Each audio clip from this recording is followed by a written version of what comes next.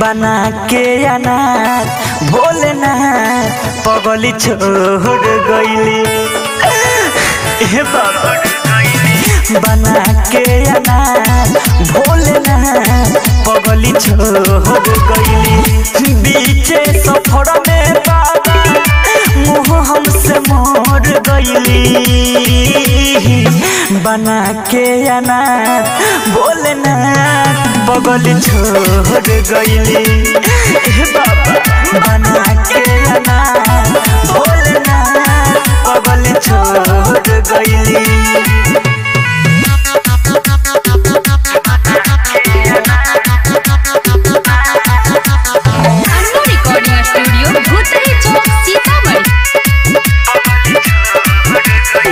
बड़जी करिले फूलदानी हो हमर बढ़ल परेशानी हो।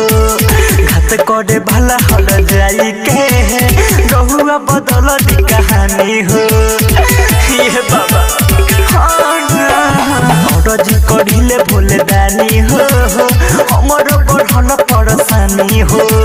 घात करे भला हल जाई के रहुआ बदल दी कहानी हो। नाजुक दिलवा छन भर में तोड़ गईली। बना के अनार भोलेनाथ पगली छोड़ गईली।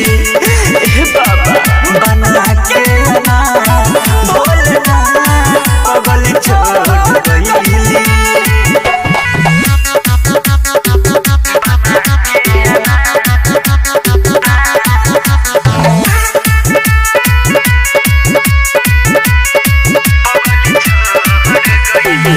नितेश कहे आई के गईली बाबू साहेब रोआई के। पिया पर खास सुमन के ये बाबा छन में जिया छछनाई के।